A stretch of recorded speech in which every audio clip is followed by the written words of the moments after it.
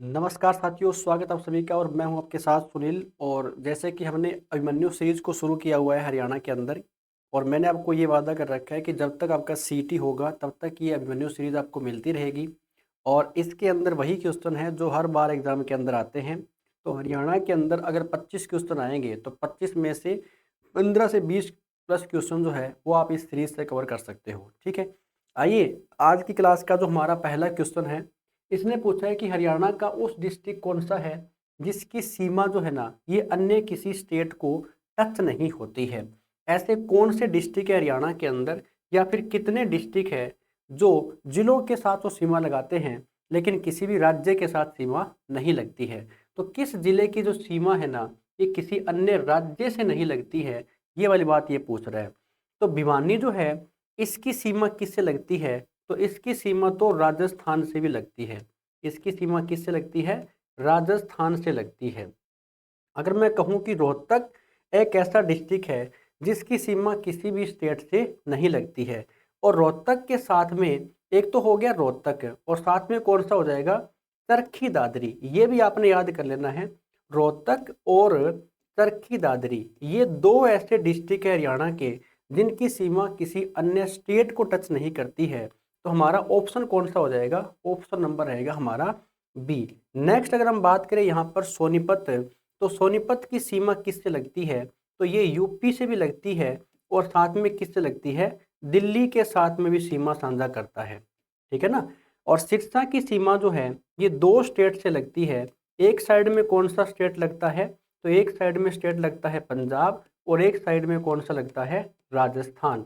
तो सिरसा हरियाणा का वो डिस्ट्रिक्ट है जिसकी सीमा पंजाब के साथ भी लगती है और राजस्थान के साथ भी लगती है। ठीक है। तो हरियाणा का एक डिस्ट्रिक्ट कौन सा है? चरखी दादरी, और एक कौन सा है? रोहतक। रोहतक जो है जिसमें हरियाणा बना था उसमें था, लेकिन चरखी दादरी जो है वो किससे अलग हुआ था? वो भिवानी से अलग हुआ था। लेकिन अगर मैं कहूँ कि जब तक ये भिवानी का हिस्सा था तब तो भिवानी की सीमा किससे लग रही थी? राजस्थान से। लेकिन अब चरखी दादरी को जैसे अलग किया गया है ना, तो इसकी सीमा किसी भी स्टेट के साथ नहीं लगती है। तो अपने को दो डिस्ट्रिक्ट याद कर लेने हैं, एक तो है रोहतक और एक कौन सा है? चरखी दादरी। सिरसा वो डिस्ट्रिक्ट है जिसकी सीमा कितने स्टेट के साथ है? दो स्टेट के साथ में लगती है। ठीक है। दिल्ली जो है ना इसके साथ में टोटल 4 डिस्ट्रिक्ट की सीमा लगती है।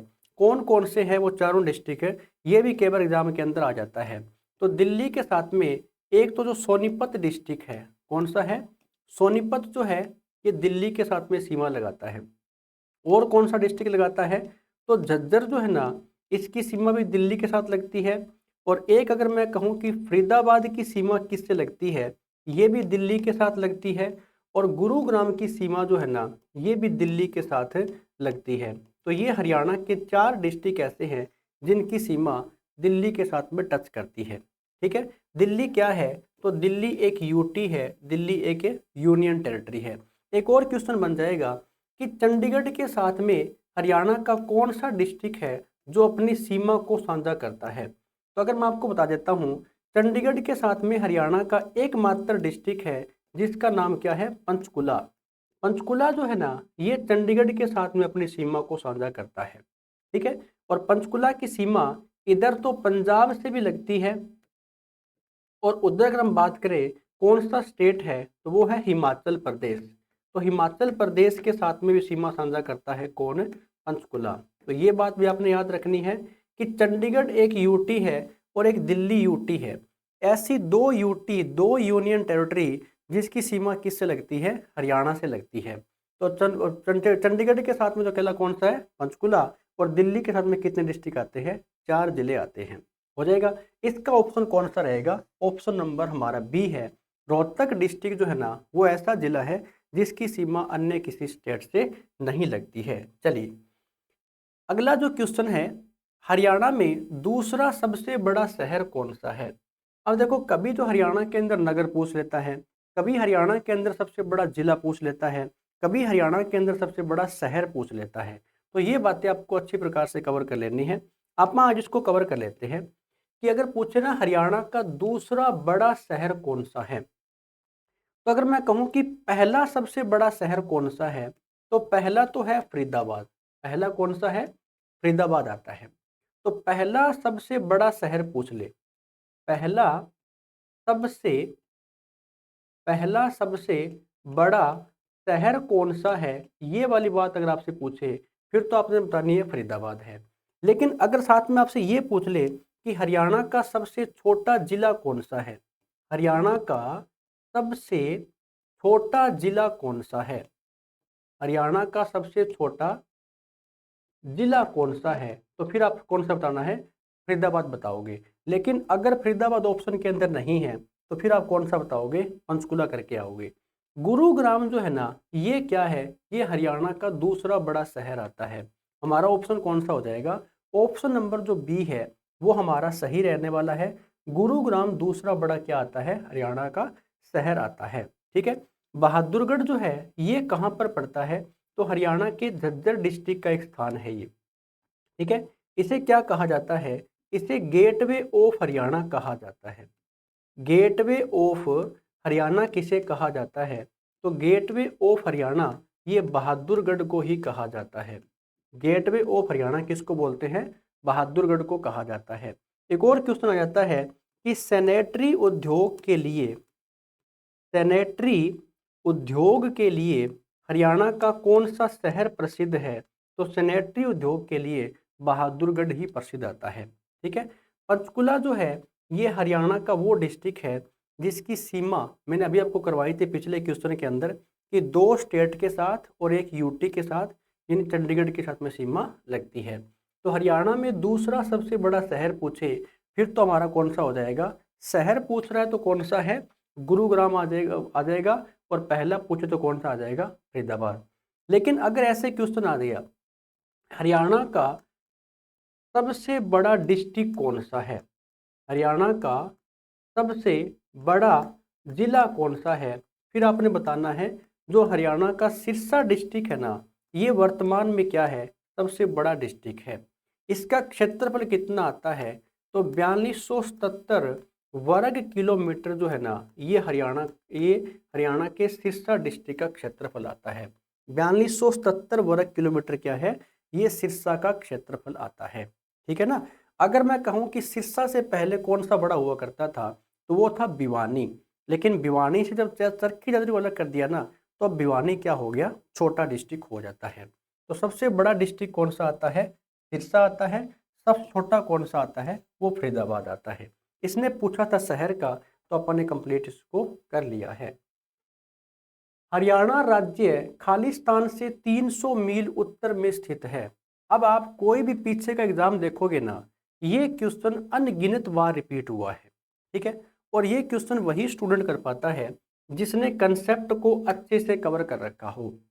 अब ये बात क्या पूछ रहे हैं, हरियाणा इन 3-4 ऑप्शन दे रखे हैं, एक ग्रीनविच रेखा है, एक भूमध्य रेखा है, एक मकर रेखा है, कर्क रेखा है, किससे 300 मील उत्तर में स्थित है।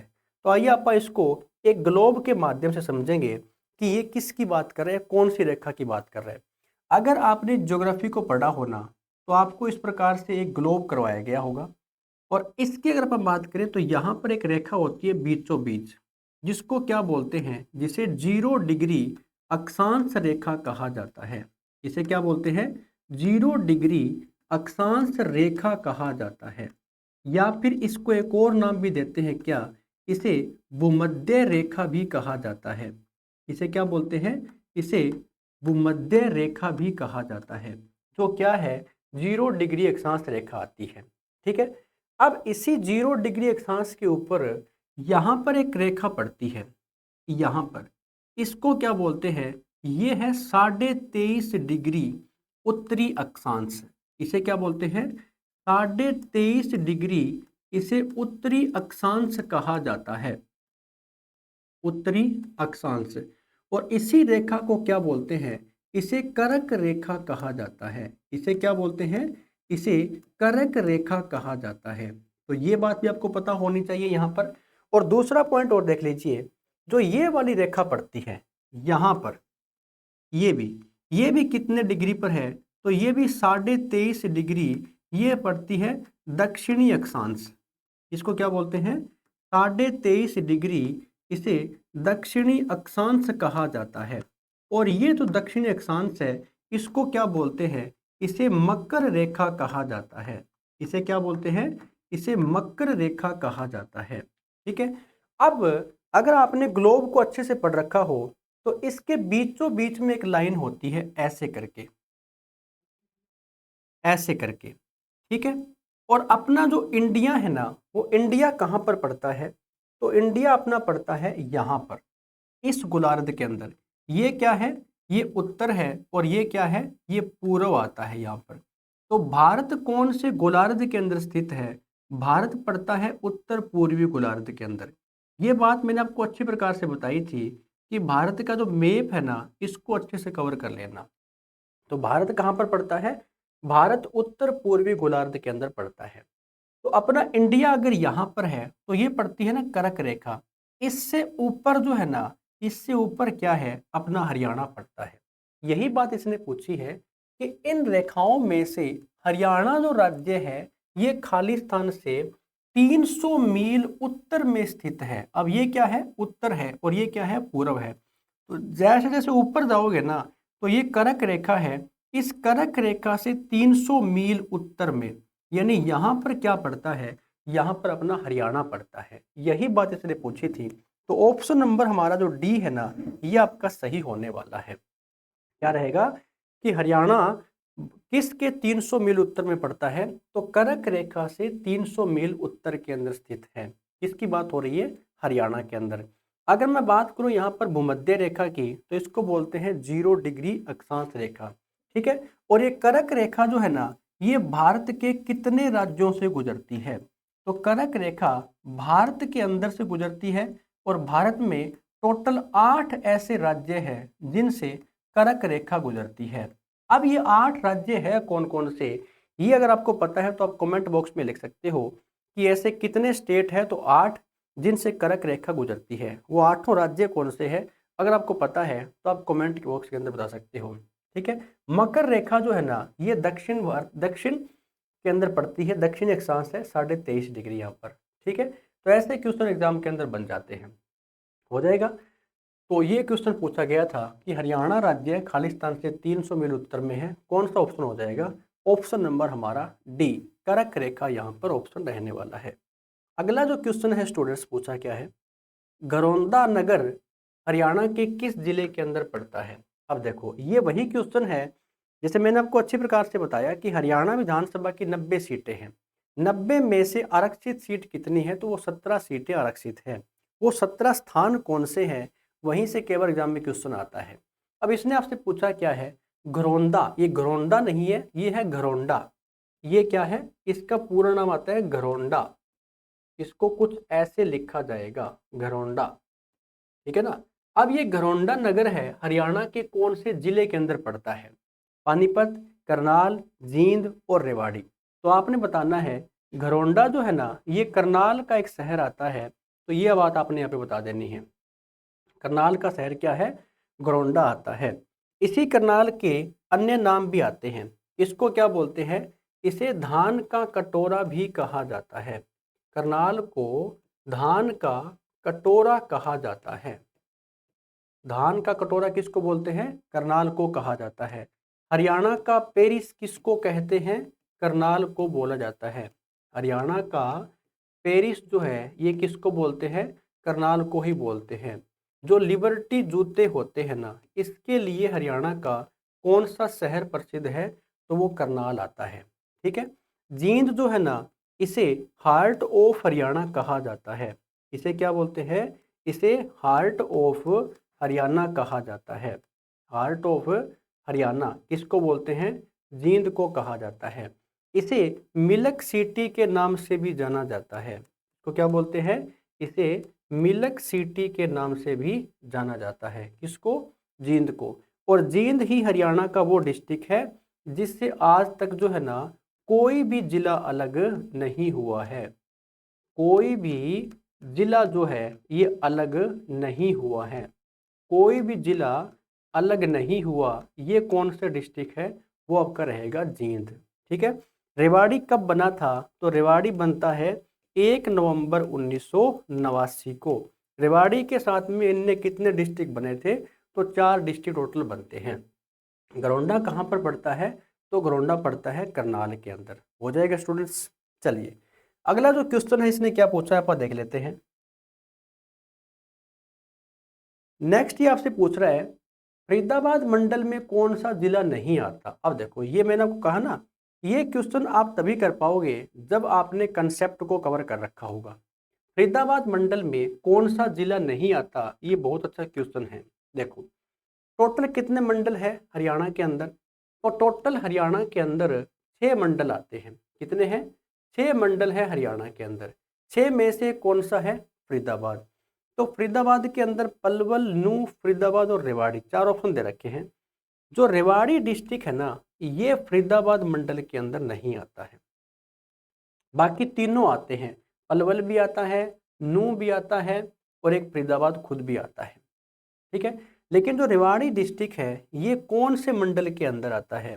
तो रेवाड़ी आता है गुरुग्राम मंडल के अंदर। कौन से मंडल में आता है? गुरुग्राम मंडल के अंदर आता है। और गुरुग्राम में हरियाणा के टोटल कितने डिस्ट्रिक्ट हैं? तो गुरुग्राम के अंदर एक तो आपका हो गया रेवाड़ी, ठीक है, एक कौन सा हो गया? तो महेंद्रगढ़। रेवाड़ी और दूसरा कौन सा हो गया? महेंद्रगढ़। और तीसरा जो आप पढ़ रहे हैं जिसका नाम है गुरुग्राम, तो गुरुग्राम जो है इस मंडल के अंदर ही आता है, खुद के मंडल में।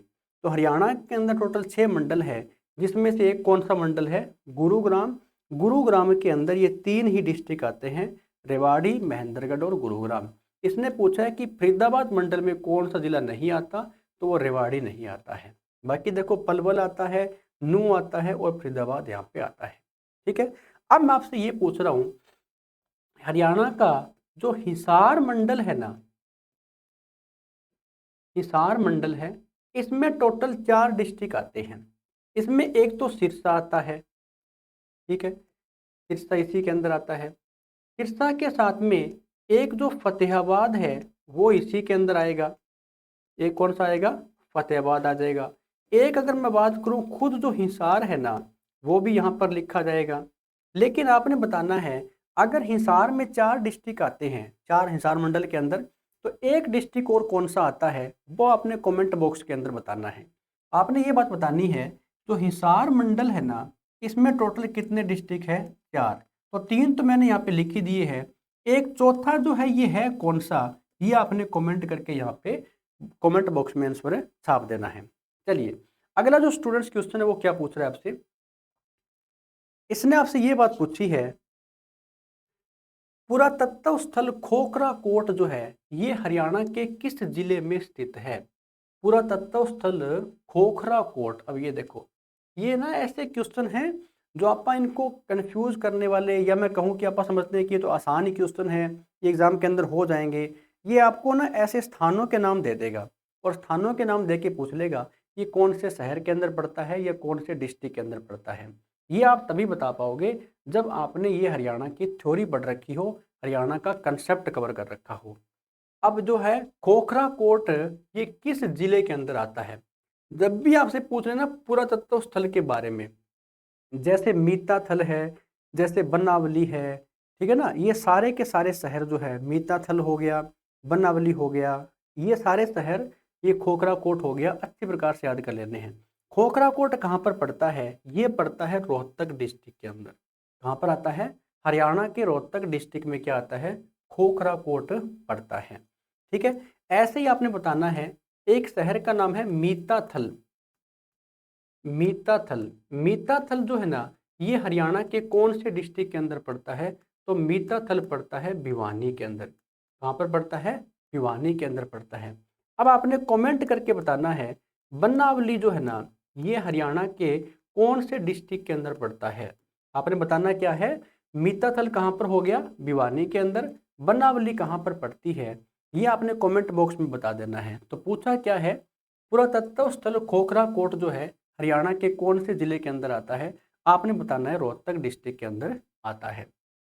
ठीक है, चलिए अगला जो क्वेश्चन है स्टूडेंट्स, रानिया नगर किस जिले के अंतर्गत आता है? रानिया जो नगर है ये किस जिले के अंतर्गत आता है? अब आप सोचोगे ये तो क्वेश्चन पीछे पूछा भी गया था, तो मैं वही कह रहा हूँ ये वही क्वेश्चन चल रहे हैं जो आपके पीछे एग्जाम के अंदर आए हुए हैं। और उम्मीद करता हूँ आपसे कि ये क्वेश्चन आप नोट कर रहे होंगे और आपको आगे जब सीटी दोगे ना आप हरियाणा का, ये सीरीज आपके लिए बहुत ही टॉप रहने वाली है। जिस सीरीज का नाम क्या है? अभिमन्यु सीरीज। चलिए फिर, रानिया नगर किस जिले के अंतर्गत आता है? तो देखो, हरियाणा का एक डिस्ट्रिक्ट पड़ता है जिसका नाम है सिरसा। ठीक है, सिरसा के अंदर ये रानिया क्या है? ये एक विधानसभा क्षेत्र आता है। वैसे मैं आपको बता दूं कि सिरसा में कुल कितने विधानसभा क्षेत्र है? तो सिरसा के अंदर कुल 5 विधानसभा क्षेत्र आते हैं। कितने हैं? सिरसा के अंदर कुल मिलाकर के 5 विधानसभा क्षेत्र आते हैं। ठीक है, अब ये 500 जो विधानसभा के क्षेत्र है ना, ये कौन कौन से हैं आपका कवर कर लेते हैं। इसमें एक तो अपना आता है खुद सिरसा हो गया, एक तो जो खुद सिरसा डिस्ट्रिक्ट है, जो सिरसा शहर है ना, ये हो गया। सिरसा के साथ में एक क्षेत्र पड़ता है कालांवाली। कौन सा पड़ता है? कालांवाली। ये क्या है? ये सिरसा की एक आरक्षित सीट है। ये क्या है? ये सिरसा की एक आरक्षित सीट है, जो विधानसभा की आरक्षित सीट आती है। ठीक है, एक इसमें कौन सा आ जाएगा? तो सिरसा, कालांवाली। एक जो डब वाली शहर पड़ता है ना, डब वाली, ये भी क्या है? ये सिरसा डिस्ट्रिक्ट का एक विधानसभा क्षेत्र है। डब वाली के साथ में एक अगर मैं कहूँ कि रानिया, कुछ क्या रखा है रानिया के बारे में, तो रानिया क्या है? एक विधानसभा का क्षेत्र है। और साथ में यहाँ पर जो एलनाबाद है ना, ये भी क्या है? ये हरियाणा का एक विधानसभा क्षेत्र आता है। ठीक है ना, तो सिरसा, कालांवाली, डबवाली, रानिया और एलनाबाद, ये पांचों क्या है? पांचों सिरसा की विधानसभा की सीटें आती है। ठीक है, अभी जो परिसीमन हुआ है, इसमें अभी सुनने में आया है कि सिरसा के अंदर 5 नहीं, अब जो 7 विधानसभा क्षेत्र हो जाएंगे आने वाले समय के अंदर। तो कौन कौन से 2 नए बन जाएंगे यहाँ पर, यानी 2 जो नए क्षेत्र बनने जा रहे हैं, वो कौन कौन से बनेंगे? वो भी बने नहीं है, वो बनेंगे। तो एक तो बनाया जाएगा नाथूसरी चोपटा को। किसको बनाया जाएगा? एक तो नाथूसरी चोपटा को बनाया जाएगा। और किसको बनाया जाएगा यहाँ पर? एक यहाँ पर जो कौन सा शहर पड़ता है? गोरीवाला। कौन सा है? गोरीवाला। तो ये 2 विधानसभा की सीटें सिरसा के अंदर और बन सकती है। तो अगर ये 2 विधानसभा की सीटें और बनती है, तो सिरसा के अंदर कुल विधानसभा के क्षेत्र कितने हो जाएंगे? 7 क्षेत्र हो जाएंगे। अभी कितने हैं? 5। अब इन 500 से जो एमएलए है ना, वो भी आपने याद कर लेने हैं। सिरसा से एमएलए कौन है? तो वो तो है गोकुल सेतिया। कौन है? गोकुल सेतिया जो है ना, ये सिरसा से एमएलए आते हैं, जो पहली बार बने हैं। कालांवाली जो है, यहाँ से कौन आते हैं? यहाँ से आते हैं शीशपाल कहरवाला। क्या नाम रहेगा? शीशपाल केहरवाला। शीशपाल केहरवाला। डबवाली से कौन आते हैं? तो उस व्यक्ति का नाम है आदित्य देवीलाल। क्या नाम है? आदित्य देवीलाल। ये डब वाली से क्या है? ये डब वाली से एमएलए आते हैं। रानिया से कौन है? तो रानिया से हैं अर्जुन चौटाला। रानिया से कौन है? अर्जुन चौटाला। और अर्जुन चौटाला भी पहली बार क्या बने हैं? ये एमएलए बने हैं। एलनाबाद से कौन आते हैं? तो भरत सिंह बेनीवाल आते हैं। एलनाबाद से कौन है? भरत सिंह बेनीवाल जो है, ये क्या है? ये वहाँ से एमएलए है, भरत सिंह बेनीवाल। तो ये चीज़ें आपने अच्छे से याद कर लेनी स्टूडेंट्स। पूछा क्या गया था, रानिया नगर किस जिले के अंतर्गत आता है? तो मैंने आपको बता दिया, रानिया जो है ये सिरसा डिस्ट्रिक्ट की एक विधानसभा सीट है। और सिरसा के अंदर टोटल कितनी सीटें आती है? 5। लेकिन अगर प्री सीमेंट हो जाता है तो 2 सीटें और बन जाएगी। एक नाथूश्री चोपटा की है और एक कौन सी बनेगी? गोरीवाला की बन जाएगी। ठीक है, तो ये 500 सीटें और 500 एमएलए याद कर लेने हैं। और रानिया का बोर्ड में पूछे कहाँ पर आता है? सिरसा के अंदर आता है। चलिए, अगला क्वेश्चन क्या कह रहा है स्टूडेंट, आपको देख लेते हैं। 2011 की जनगणना के अनुसार हरियाणा का या हरियाणा में जनसंख्या जो घनत्व है ये कितना है? ये देखिए, अब ये क्वेश्चन 2011 की जनगणना से पूछा गया है। आपको अच्छी प्रकार से पता होगा कि भारत के अंदर प्रत्येक 10 वर्ष के बाद क्या होती है? जनगणना होती है।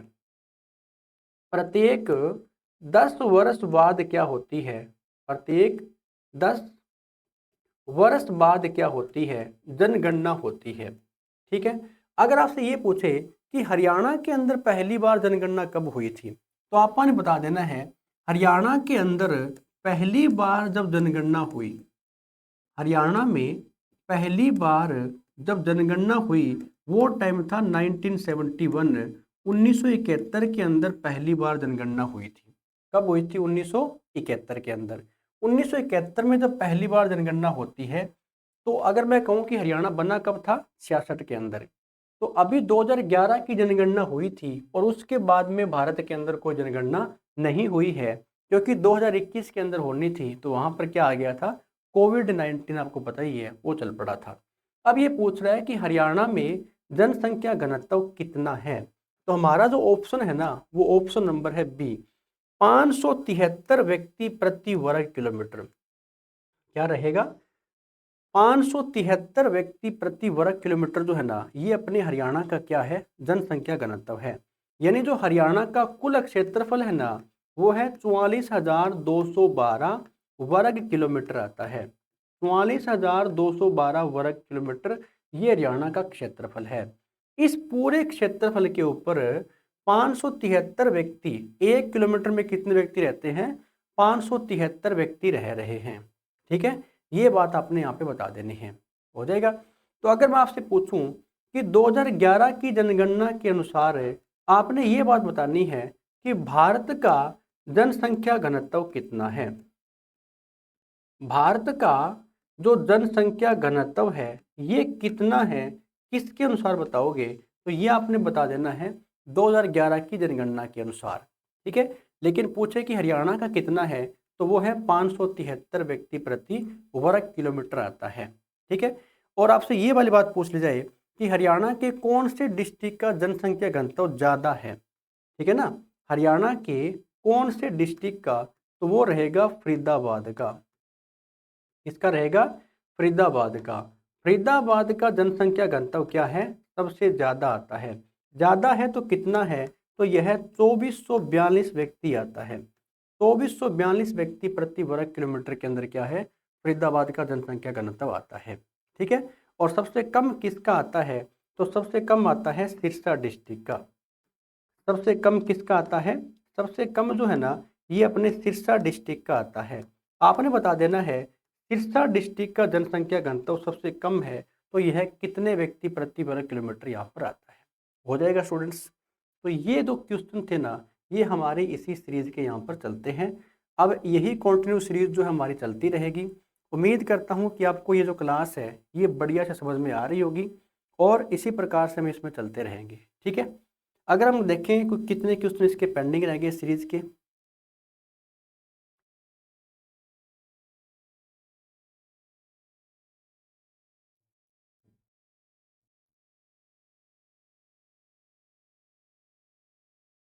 ये 3 ही क्वेश्चन रहते हैं, मैं करवा देता हूँ। अपन इसमें कर ही लेते हैं ना। पानीपत का जो पहला युद्ध है ये कब हुआ था, ये वाली बात ये आपसे पूछ रहा है।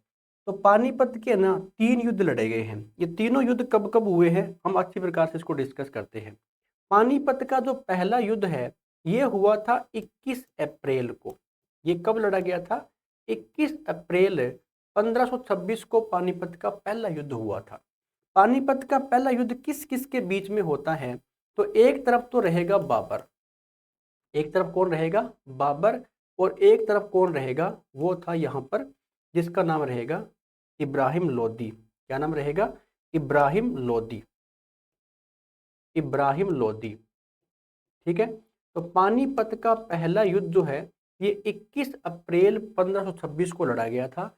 पानीपत के अंदर लड़ा गया था, जिसमें हार किसकी होती है? तो हार तो होती है इब्राहिम लोदी की, और विजय किसकी होती है? विजय यहाँ पर किसकी होती है? बाबर की। तो ये व्यक्ति युद्ध भूमि के अंदर ही क्या हो गया था? मारा गया था, यानी इसकी क्या हो गई थी? इसकी हत्या कर दी गई थी। तो पानीपत का पहला युद्ध कब होता है? 1526 के अंदर। नेक्स्ट 56 में कब होता है? तो पानीपत का दूसरा युद्ध हुआ था। ये कब हुआ था? ये 5 नवंबर 1556 को होता है। 1556 को। ये किस किस के बीच में हुआ था? तो ये होता है, एक तरफ तो रहेगा अकबर, एक तरफ कौन था? अकबर, और इसके सामने कौन था? हेमू। तो अकबर और हेमू के बीच में पानीपत का दूसरा युद्ध हुआ था। इस युद्ध के अंदर हार किसकी हुई थी? तो हेमू की हार होती है। ठीक है, अच्छी प्रकार से पता होगा कि हेमू की आंख में क्या लग गया था? तीर लग गया था। हेमू की आंख में तीर लग गया था और तीर लगने के कारण ये व्यक्ति क्या हो गया था? ये घायल हो गया था। तो ये वाली बात आपको यहाँ पर पता होनी चाहिए। पानीपत का जो तीसरा युद्ध है ये कब होता है? यहाँ पर कौन सा है? ये पानीपत का दूसरा युद्ध है और ये पानीपत का तीसरा युद्ध आता है। तो 14 जनवरी 1761 को होता है। ये कब होता है? 14 जनवरी 1761 को हुआ था। किस किस के बीच में लड़ा गया था? तो एक तरफ तो यहाँ पर थे मराठे, ठीक है, और इनके सामने कौन था? अहमद शाह अब्दाली। कौन था? अहमद शाह अब्दाली। मराठों और अहमद शाह अब्दाली के बीच में कौन सा युद्ध लड़ा गया था? पानीपत का तीसरा युद्ध लड़ा गया था, जिसमें हार किसकी होती है?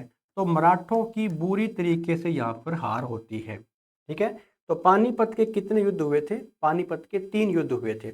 एक क्वेश्चन आता है कि पानीपत के पहले युद्ध को जीतने के बाद बाबर ने कौन सी बिल्डिंग का निर्माण करवाया था? तो काबुली बाग मस्जिद का निर्माण करवाया था। क्या करवाया था? काबुली बाग मस्जिद का निर्माण करवाया था। ये काबुली बाग जो मस्जिद है ना, ये कहाँ पर बनी हुई है? ये पानीपत के अंदर। तो मुगलों के द्वारा बनाई गई। ये क्या है? मुगलों के द्वारा बनाई गई। मुगलों द्वारा बनाई गई पहली इमारत अगर आपसे पूछ लेना भारत के अंदर, पहली इमारत अगर आपसे पूछ ले तो आप क्या बताओगे? वो है काबुली बाग मस्जिद। कहाँ पर बनी हुई है? पानीपत के अंदर बनी हुई है। ठीक है, 1527 के अंदर भी एक युद्ध हुआ था जिसका नाम क्या आता है? तो ये तो पानीपत का 26 में होता है। 27 में कौन सा हुआ था? 27 के अंदर खानवा का युद्ध लड़ा गया था। खानवा का युद्ध जो है ना, ये लड़ा गया था 1527 के अंदर। किस किस के बीच में होता है? तो ये एक तरफ कौन रहेगा? बाबर, और एक तरफ कौन था? राणा सांगा। क्या नाम रहेगा? राणा सांगा। जिसमें हार किसकी होती है? तो राणा सांगा की हार यहाँ पर होती है। यानी बाबर ने भारत के अंदर रहते हुए टोटल 4 युद्ध किए थे और चारों के अंदर किसकी विजय हुई थी? बाबर की ही विजय हुई थी। ठीक है, तो अब ये चीज़ें आपने नोट कर लेनी है। पानीपत से 3 क्वेश्चन हुए, तीनों के तीनों एग्जाम के अंदर आते ही आते हैं। किसने किसको हराया था या फिर कब हुआ था? तो पहला 21 अप्रैल रहेगा, ये 5 नवंबर है, ये 14 जनवरी आता है। ठीक है, किस किस के बीच में हुई, किस किस की हार हुई, अपन यहाँ पे अच्छी प्रकार से कर लिया है। तो थैंक यू स्टूडेंट्स, धन्यवाद। आज की जो क्लास है वो यहीं पर फिनिश करता हूँ। मिलते हैं एक और वीडियो के साथ। ये जो अभिमन्यु सीरीज है इसको आप फॉलो करते रहिए और जितना हो उसके क्लास को या सेशन को शेयर करते रहिए। ठीक है, मिलते हैं कल यानी इसी टाइम पे इसी वीडियो के साथ। थैंक यू स्टूडेंट्स, धन्यवाद।